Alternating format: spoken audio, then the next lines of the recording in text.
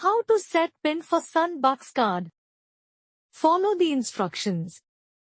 Buy Starbucks card online or in store. Locate the 16-digit number and 8-digit PIN on back. Download and open the Starbucks app. Sign in or create an account using your email.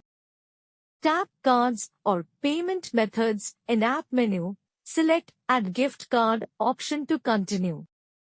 Enter the 16-digit card number exactly as shown. Then scratch and enter the 8-digit PIN. Tap Add or Save to link card to your Starbucks account and activate for future use. Card is now ready. PIN cannot be changed but card balance is secured under your account.